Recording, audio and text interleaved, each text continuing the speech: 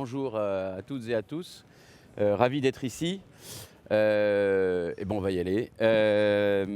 Première question, est-ce que vous savez quelle est la valorisation combien vaut en quelque sorte Coca-Cola?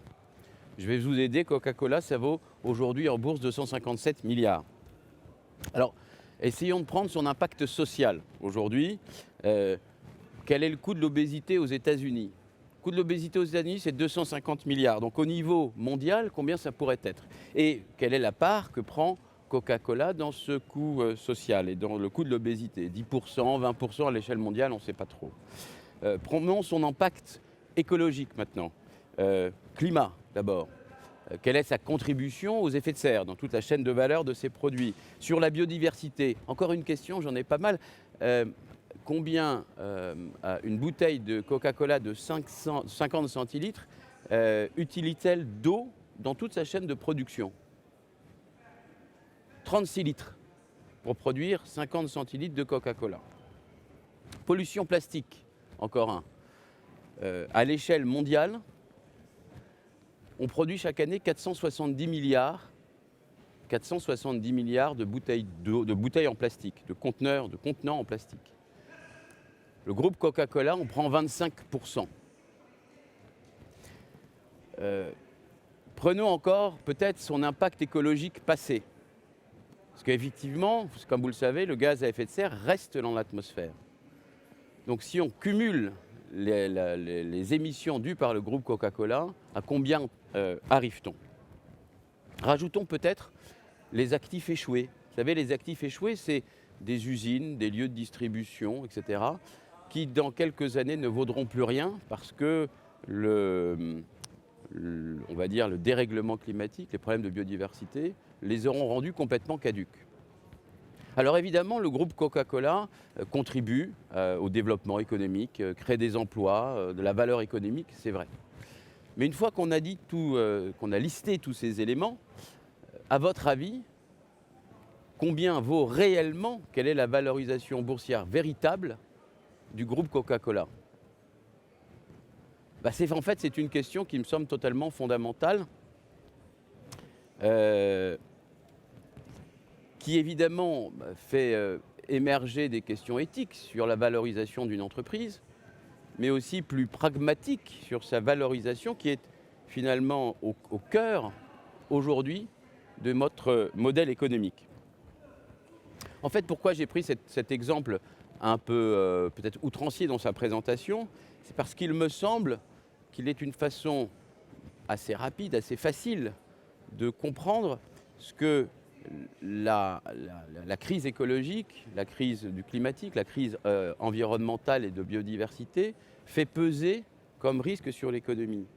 Et qu'elle signifie aussi probablement que cet exemple montre que toutes les entreprises, à des degrés différents, certes d'intensité, vont se poser exactement les mêmes questions que celles que je pose moi sur le groupe Coca-Cola aujourd'hui. Alors, et ce qui nous amène probablement à penser qu'il y a un changement extrêmement fort, extrêmement intense à opérer vite par les entreprises. Pourquoi ? Parce que, et je pense que vous serez d'accord avec moi, on sent que nous sommes rentrés dans une nouvelle ère, dans une ère que l'on peut appeler l'anthropocène. C'est une ère dans laquelle on est dans une sorte de crise systémique du vivant, provoquée par l'homme, en tout cas dans l'homme est le principal élément moteur. Alors, par rapport à ça, je pense qu'il y a deux postures. Ce qui est intéressant à comprendre, c'est qu'il y a 5 ans, beaucoup se posaient la question du pourquoi. On essayait de faire passer le message de cette crise climatique, environnementale, climatique et de biodiversité. Aujourd'hui, la question n'est plus dans le pourquoi d'essayer de comprendre, la question est dans le comment. Et face à ce comment, il me semble que deux postures, deux trajectoires de pensée commencent presque à s'affronter. Une première qui dit la technologie va être là pour nous apporter des solutions. Là encore à différents degrés. Bien sûr, des technologies pour réduire l'impact du climat et notre impact sur le climat. On peut penser à des technologies comme l'hydrogène, comme la captation carbone, ou d'autres un peu plus poussées, comme la géo-ingénierie. C'est-à-dire comment finalement créer une science qui va agir directement sur le climat. Par exemple en rejetant dans l'atmosphère des émissions du soufre. Voilà. Sauf qu'en prenant ces questions-là, se pose la question des résultats exacts possibles de ces technologies, de leur utilisation, mais aussi des risques associés et de la temporalité. On ne sait pas si ça marchera et quand ça marchera et les risques associés. Puis si l'on met de côté ou si l'on pense que ces solutions technologiques ne sont pas suffisantes, eh bien, forcément, nous vient la nécessité de repenser le modèle de société, le modèle de l'économie dans laquelle nous sommes.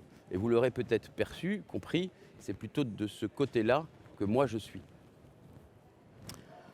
Alors, aujourd'hui, ce constat étant fait, cette crise écologique nous donne la nécessité de repenser fondamentalement notre rapport au vivant et nous invite aussi à endosser de nouvelles responsabilités. Que l'on soit une entreprise, un État ou un citoyen. Bonne nouvelle donc, on a pris conscience. Nouvelle plus délicate, le phénomène s'accélère. Il va falloir que l'on change rapidement et que l'on évolue rapidement. Une autre bonne nouvelle, je dirais qu'on est face à une crise qui est à la fois bien sûr angoissante, mais qui est aussi relativement excitante parce qu'il s'agit de réinventer, d'inventer quelque chose de complètement nouveau. Et je dirais que pour l'entreprise, et vous qui êtes des femmes et des hommes d'action, la seule façon de dépasser une angoisse, probablement, c'est d'agir et de changer et de se mettre dans un combat.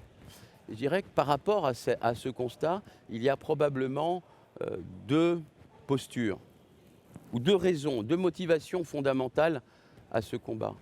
Il y a une première posture que je qualifierais d'éthique, qui est de se dire « je vois le monde et je veux participer à sa transformation ». Et mon levier, c'est ce que je fais au quotidien, et donc c'est dans l'intérêt de la société que j'ai envie de changer, dans l'intérêt du monde. Et puis la deuxième, qui est, je dirais, en miroir de la première, elle est plus pragmatique. En tant que femme ou homme dirigeant ou acteur de l'entreprise, c'est de l'intérêt bien compris de l'entreprise d'agir parce que cette crise climatique, cette crise environnementale fait peser des risques extrêmement importants sur l'entreprise, d'ordre financier, d'ordre opérationnel, d'ordre réputationnel, d'ordre réglementaire.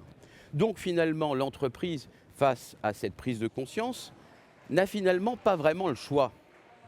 Et il y aurait comme une convergence entre l'intérêt général que l'on souhaite défendre et l'intérêt privé qui est celui de l'entreprise. Si vous me permettez, ce serait quelque part une convergence des luttes nouvelles, d'un nouvel ordre, qui fait que l'entreprise n'a pas le choix pour sa pérennité et pour celle, on va dire, du vivant, que de s'engager dans ce combat. Alors maintenant, comment on fait ? Je dirais qu'il y a deux champs d'application et différents niveaux d'intensité.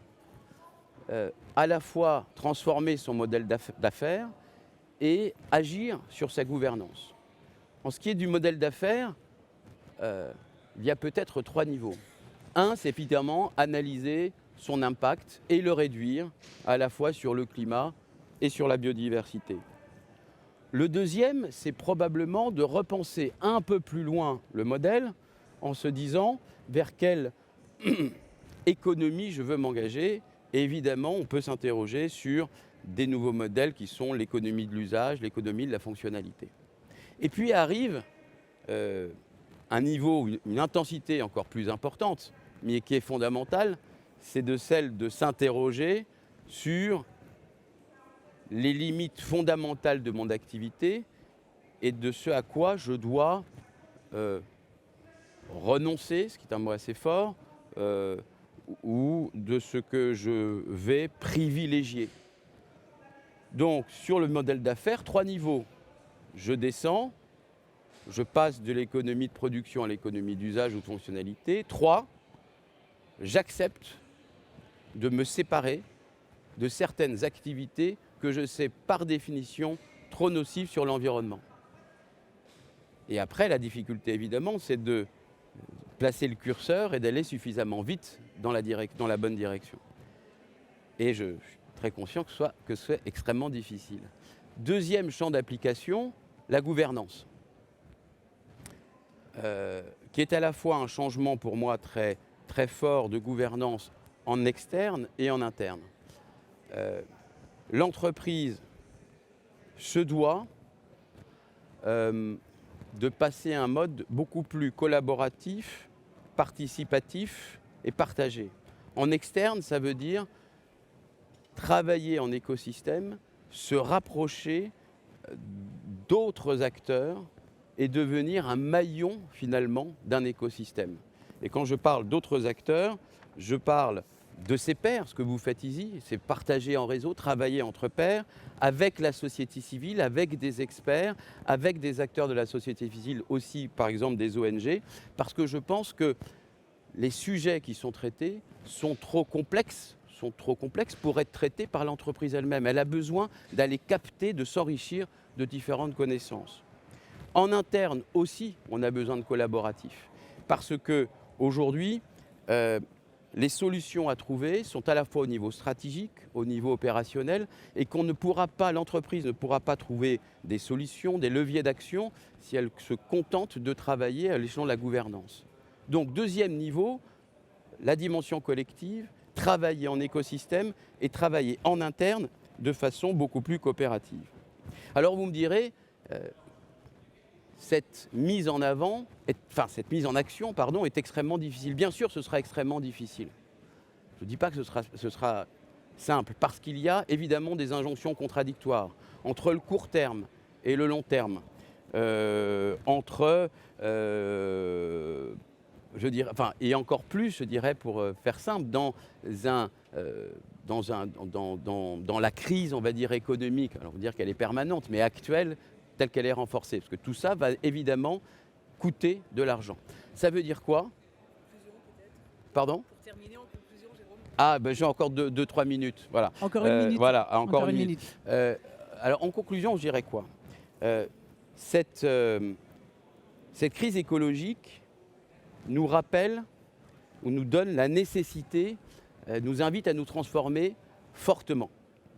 Mais il y a une bonne nouvelle là-dedans, c'est que les entreprises, évidemment, qui doivent bénéficier du soutien de l'État, qui doivent bénéficier d'une transformation des consommateurs, de leur façon de consommer et d'agir, celles qui agissent en premier seront finalement les grandes gagnantes. Parce que ce seront les seules qui auront la capacité à recruter, à se faire financer. Elles seront, je l'espère en tout cas, aidées par les pouvoirs publics. Et elles auront, n'oublions pas, c'est fondamental, des clients et des fournisseurs. Alors, au début, ça c'est le titre de l'intervention, on évoquait la radicalité. Pourquoi la radicalité ? Pour moi, la radicalité, ça veut dire la capacité à oser agir de façon forte à la hauteur des enjeux, de façon massive. Oui, il faut être radical dans ce sens-là. Mais à mon avis, il faut aussi penser la radicalité comme dans le sens, je dirais, fondamental du mot, retour aux sources, retour à la racine. Et jusqu'au début du 19e, il y avait une loi en France, un édit royal, qui disait qu'une entreprise, pour se constituer, devait prouver qu'elle agissait dans le sens de l'intérêt général. Ce qui, évidemment, aujourd'hui a quelque peu disparu, enfin on a oublié cette dimension-là.